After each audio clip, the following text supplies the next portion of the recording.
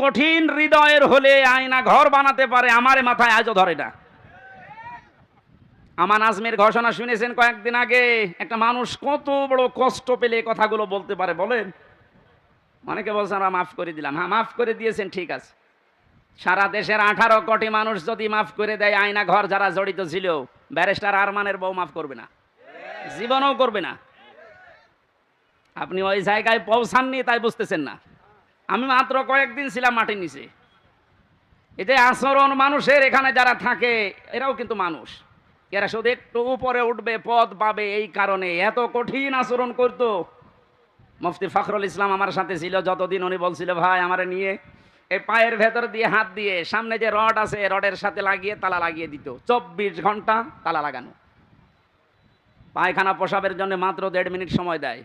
খাবারের জন্য অতটুকু সময় দিয়ে তারপরও যে খাবার 3-4টা তরকার দিয়ে মনে হচ্ছে কে মাখিয়ে দিয়েছে। জেলে আমার সাথে পাশাপাশি যখন বেড ছিল, আমারে বলতো হামজা, আমার মাঝে মাঝে মনে হতো আল্লাহ ওরা আমাকে যদি মেরে ফেলে মেরে ফেলুক, কিন্তু এটা যদি একটু শুতে দিত। এই যে শুয়ে থাকা, এটা যে কত বড় নিয়ামত আমি ওই 3 মাসে বুঝেছিলাম। একটা দিনও আমাকে কায়দ হইতে দেয়নি। 24 ঘন্টা ঘুমালে তাড়াতাড়ি আবার ডেকে দেয়। আমার 11 ঘন্টা টাঙিয়ে রেখেছিল, হাতের ভেতরে হ্যান্ডকাপ দিয়ে, তাও পেছনে, পায়ের ভেতরে ডান্ডা বেড়ি লাগিয়ে, কালো কাপড় দিয়ে চোখ বেঁধে, মাথার ভেতরে দড়ি লাগিয়ে টাঙিয়ে রেখেছে 11 ঘন্টা। অথচ ও বিষয়ে আমি কিচ্ছু জানি না। একটু যদি পা মারতে ঠেকে যায়, উপর থেকে 4 তলা 5 তলা থেকে ক্যামেরা দেওয়া আছে, গরম দেয়, একবারে ঘুম ভেঙে যায়। এই দুপুর 2টায় নিয়ে গেছে, একবারে রাত 11টায় নিয়ে এসেছে। বলেন তো একটা মানুষ এভাবে টিকে থাকতে পারে? আমার নামাজ পড়তে দেয়নি। জোহর, আসর, মাগরিব, এশা সব নামাজ আমি ইশারায় পড়েছিলাম। ও কখন সময় হচ্ছে কখন সময় হয় না আমি তো কিছু জানি না, কারণ মাটির নিচে কঠিন পরিস্থিতি তৈরি করে। এখনো অনেকে বলছে হ্যাঁ কি করেছে যে ওর পালিয়ে যাওয়া লাগলো। কি করেছে মানে আপনি টের পাচ্ছেন কি করেছে? চলেন আপনারা 10 দিন একটু রাখি, কি করেছে আপনাকে দেখাবো।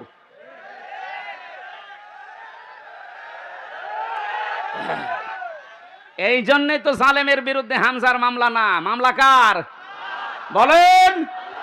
সুতরাং এর জালেমেরা, এরা কিন্তু টার্গেট হামজার না, এ টার্গেট আল্লাহর। এই জন্যই তো এত ভয়। যেদিন আমার রায় দিয়ে পুরা মামলা ঢিসমিস করে দিয়েছে, ওই দিন আমার মামলার আয়ুকে কল দিয়েছিলাম। এতদিন ওরে আমি স্যার বলতাম, এখন তো উল্টা করে আমারে স্যার বলছে। কি হয়েছে?